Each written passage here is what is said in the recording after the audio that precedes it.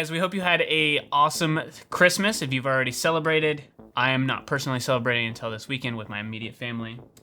Christian, I've celebrated. I'm on my way I'm actually in New York right now. Whoa. Technically.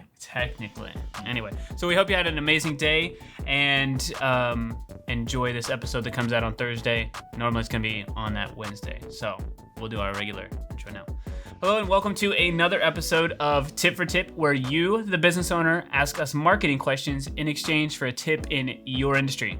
My name's Aaron. And my name is Christian. And today we have Cassie with Valor Men's Salon. Hey, BitBranding. My question for you is, with us being a fine men's niche salon, which platform, social media platform, is better for us to break into, Instagram or Facebook? And once we figure that out, what are the first couple steps that we will need to do to get into our community via that platform so our customers can see us, recognize us, come in and be customers for us? So I think if I was in your shoes and I had to pick between Facebook or Instagram and I had a brand new salon, it's very niche, very geared towards men and just the cool aspect of it, I would definitely do Instagram. I think there's huge potential on Instagram with storytelling and branding, and that's where I would go, Instagram. Now, in terms of what are some of those things that you need to do first, obviously have a good, strong, solid strategy in place. Mm-hmm. So think about, what type of posts you want to do, what type of things you want to do on your actual feed, and then also on your stories. So don't neglect your stories. Have a strategy for both of those, and then also not just have the strategy, but also take time during your week to engage, right? So just maybe you take 30 minutes every Monday at 3:30, I don't know. And you get on your phone, you go on Instagram, and you're actually commenting back. You're actually trying to, foster conversation within your posts. Mm-hmm. You're also commenting on other people. You're sending DMs. You're creating stories. You're doing all these things in order to foster more engagement in that community around your page. That's what I would do. Nice.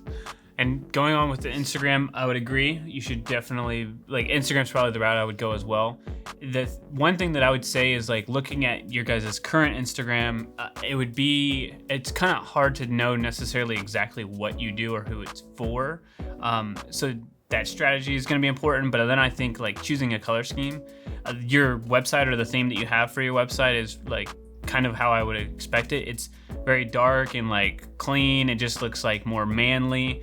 And I feel like you could get that kind of feel with the type of pictures that you take on Instagram. And you don't have to post, I feel like your account could be one of those ones where you do a lot more stories and you post maybe 3-4 times per week, but you focus on that storytelling of this guy's haircut. So each guy has a haircut story.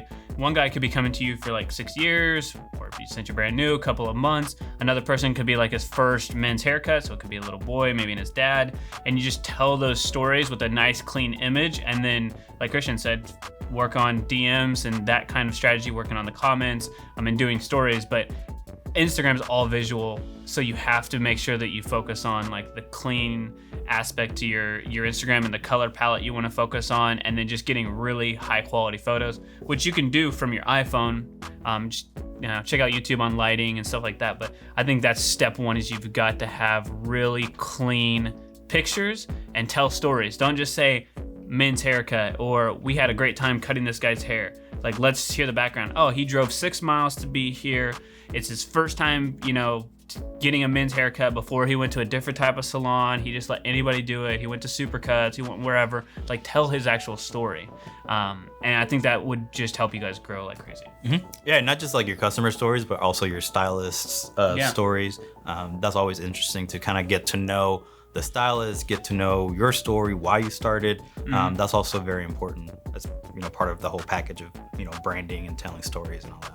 Right. I guess to that point is before you go find a new salon or a new barber or something like that, you're gonna look for somebody, and then when you find them, you're like, oh, I found the stylist. I want to go see Jimmy because Jimmy's from Puerto Rico too. He's been cutting hair for 10 years.